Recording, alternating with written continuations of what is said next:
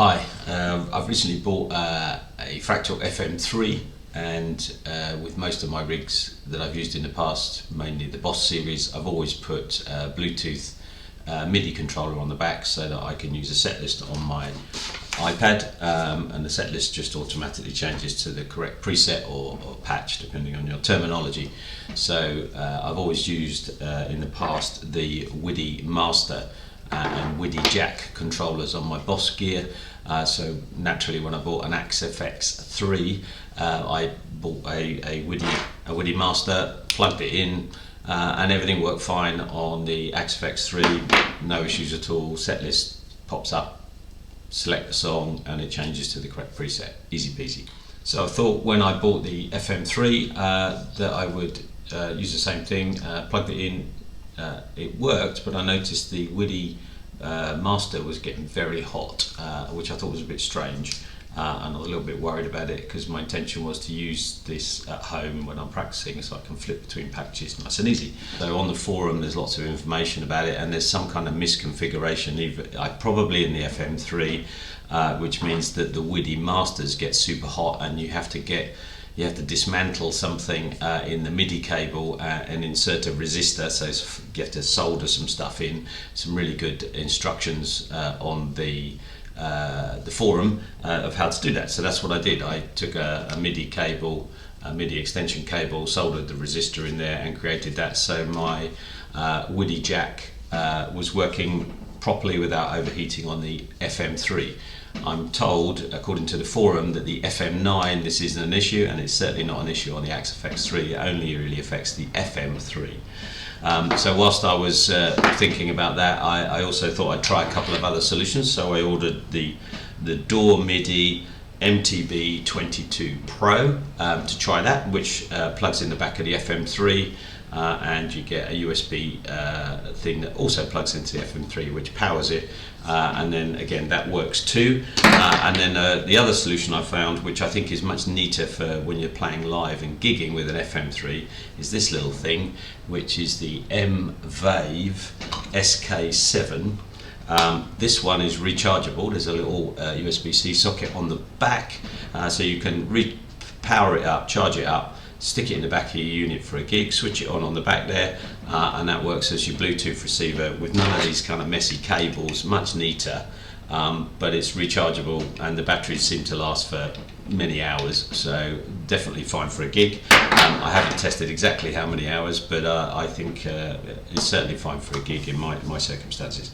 So I thought I'd make a quick video to show you how all of these work and how to connect it to a set list. Okay, so what does this do? Well, you open your set list using Bandhelper, and in my example here you can see my set list. You click on a song, it will automatically open the song with any notes you have and then flick the pedal to the correct preset. So let's try another one. Let's go to one of my favourites. Here I go again, Whitesnake. Again, you click on the song, it opens the song and changes the preset. I really like having this over to the side on a gig so I can see the set list.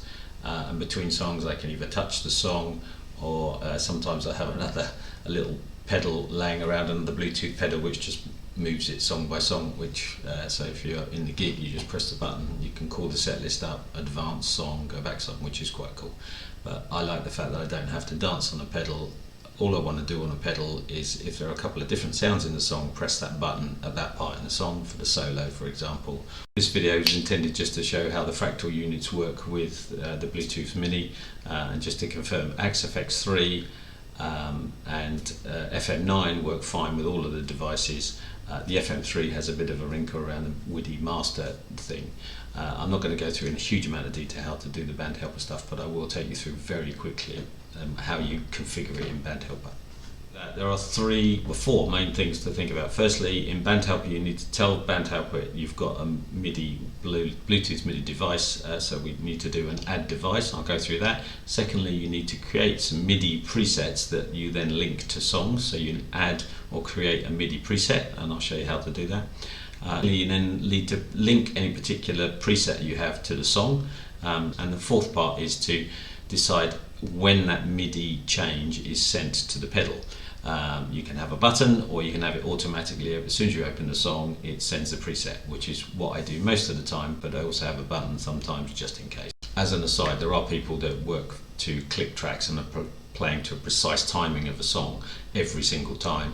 You can actually program the MIDI commands to do every single change throughout the whole song if you want. I'm not going to cover that. I don't do that. I play live and hit buttons during songs, and if we make a mistake, I've got all the things I need to keep playing.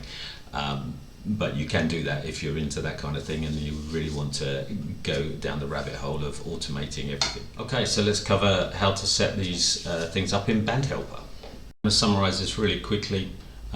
First thing is to add a device, so go into Bandhelper on the main menu, go to MIDI devices, select the plus sign and add a device. Here's an example I've done with the FM3 and the M-Wave.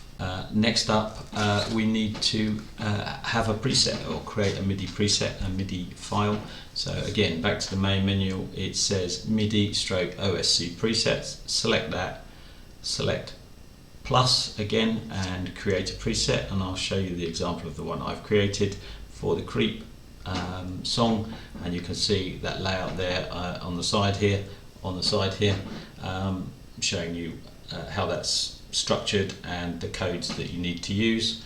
The codes are the important part, so it's bank 3 and number 30 in this one, and to understand what that means in terms of the patch numbers or the preset numbers on the pedal, there's a page in the FM3 Fractal user manual, which is here. Go to that page, it will tell you. I built a spreadsheet, so I just type the patch number in and it gives me the layout of this. Very simple. Okay, so you've created the preset. There's another option right at the bottom of that menu, just is where you assign the preset to whichever song it is. So in this case, I've assigned it to Creep. So if you see down here on the screen, I'll just scroll that down and you click on that arrow at the bottom there, and it has all your songs in there, and then you just link whichever songs you want that preset to be used for. So clearly, if you keep things simple, a single preset will be used for multiple songs, so you can assign it all in there. Very, very easy. So you've now kind of told the device you have a MIDI Bluetooth controller connected, and you've created a patch.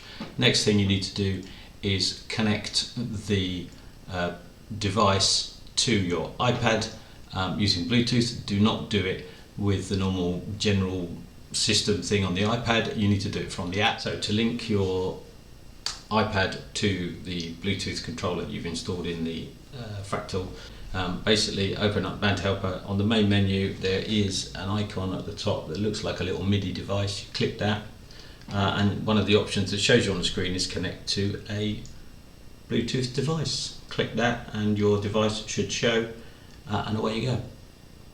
Okay, final step. We've now created the preset, we've linked the pedal to the Bluetooth device to the iPad, we've done all of that.